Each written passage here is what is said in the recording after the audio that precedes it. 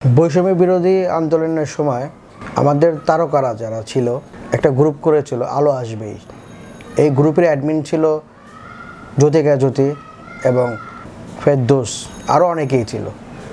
এখন আমরা কিছু নিউজ দেখলাম এবং স্ক্রিনশট দেখলাম, এখানে নানা ধরনের কথা বলা হয়েছে এবং অনেক তারকা সুপারস্টারও কিন্তু এই গ্রুপে ছিল।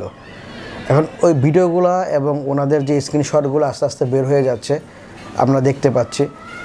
এখানে অনেকেই অ্যাক্টিভ ছিল, অনেকে অ্যাক্টিভ ছিল না, ওনাদের কথার বোঝা যাচ্ছে আর কি। তারকাদের কথোপকথনের মধ্যে একজন বলেছেন, অরুণা বিশ্বাস, যে যারা বৈষম্য বিরোধী আন্দোলন ছাত্ররা দায়িত্ব ছিলেন বা তারা আন্দোলন করছেন তাদেরকে গরম পানি দিয়ে শায়েস্তা করা হোক অথবা শাস্তি দেওয়া হোক। যারা স্টার আছে তাদেরকে কিন্তু আমরা সবসময় আমাদের আইকন ভাবি এবং খুব তাদের স্টাইলে চলতে চাই আমরা এবং তাদেরকে অনুসরণ করি যে আমাদের লাইফস্টাইল যদি এমন হতো, আমরা যদি তার মতো হতে পারতাম, আমরা তাদের অনুসরণ করি, সে যে কোনো তারকায় হোক না কেন। এই যে আমাদের তারকারা যারা আলোর একদিন আসবে যে গ্রুপে ছিলেন, তারা দল করতেই পারে, যে কোনো দলই করতে পারে। দল করাটা কোনো সমস্যার কিছু না, সে যে কোনো দলই করতে পারে। তো আমরা তারকাদের কাছ থেকে কেন এই ধরনের কথা শুনবো যে না, যে যারা ছাত্র বৈষম্য বিরোধী যারা ছাত্র আন্দোলনে যারা জড়িত ছিলেন তাদেরকে কেন আমরা গরম পানি দিয়ে হতহত করবো অথবা গুলি করব, অথবা তাদের উপর এই অত্যাচারগুলো যে করা হয়েছিল, যে পুলিশরা যেভাবে গুলি করছে, এই যে যেভাবে গুলি করে ছাত্রগুলারে মারছে, এগুলা কি কোনো সুস্থ স্বাভাবিক লোকের পক্ষে করা সম্ভব? রিসেন্টলি আমরা অনেক নিউজ কিন্তু দেখছি, যেমন নুসরাত ফারিয়া দেখছেন অল্প সময়ের মধ্যে অনেক টাকার মালিক হয়ে গেছে। কীভাবে হলো?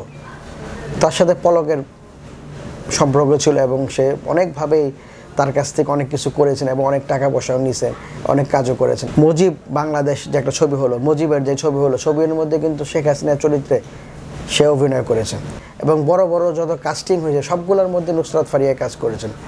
এবং আমরা একটা নিউজও দেখলাম যে পলক সাহেব যখন মন খারাপ থাকতো তার মনোরঞ্জনের জন্য নুসরাত ফারিয়াকে সে ব্যবহার করতে। আমাদের ওমর সানি বলছে যে উপবিশ্বাস শুধু ফিতা কাটা না, সে যে কোনো কিছু টাকার জন্য যে কোনো কিছুই করতে পারে।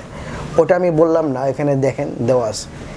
এই যে ব্যাপারগুলো দেখেন, আমাদের মিডিয়ার লোকই যারা একজন মিডিয়ার লোককে যদি এরকম করে বলে যে না আসলে এই লোকটা করতে পারে, কারণ সে তো দেখছে, কিংবা সে তো না দেখে এই কথা বলার কথা না, অবশ্যই তারা কম বেশি করছে।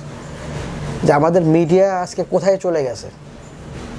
আমরা কিন্তু সাধারণ মানুষ যারা আছি সবাই কিন্তু আমরা মিডিয়ার লোকদের খুব পছন্দ করি এবং তাদের ভালোবাসি এবং তাদের মাধ্যমে আমরা আমাদের যে মনের ভাব প্রকাশ এবং তাদের মতো আমরা চলতে চাই, তাদের মতো আমরা চুলের স্টাইল করতে চাই, তাদের মতো গেটআপে আমরা থাকি, তাদের মতো কথা বলার চেষ্টা করি। এখন দেখেন একজন অপবিশ্বাস যদি এই ধরনের কাজ করে যে সে টাকার জন্য এতটা নিচে নামতে পারে, আসলে কতটুকু সত্য আমার জানা নেই। নিউজ আমরা দেখলাম বলে এগুলো কিন্তু দিন দিন আরও বের হইতেছে এবং আমরা দেখছি, স্ক্রিনশট দেখছি, নিউজ দেখছি। এই যে আমাদের মিডিয়ার তারকাদের আমরা যে মাপে দেখতাম, অনেক উপরে দেখতাম, যে তাদের আমরা ভালোবাসতাম, উপরে লেভেলে দেখতাম সবসময়, তারা কিন্তু আস্তে আস্তে মানুষের নিম্ন পর্যায়ে চলে যাচ্ছে। এই যে অবস্থাগুলো বের হচ্ছে আস্তে আস্তে, সাধারণ মানুষ তাদের কী হিসেবে দেখছে আপনারাই বলেন এবং আপনাদের কমান্ডের মাধ্যমে জানাবেন আসলে কতটুকু সত্য। আমরা যে নিউজগুলো দেখছি আসলে কি আদৌ হচ্ছে এগুলা বা হয়েছে, কতটুকু সত্য আমরা জানতে চাই আপনাদের কমান্ডের মাধ্যমে।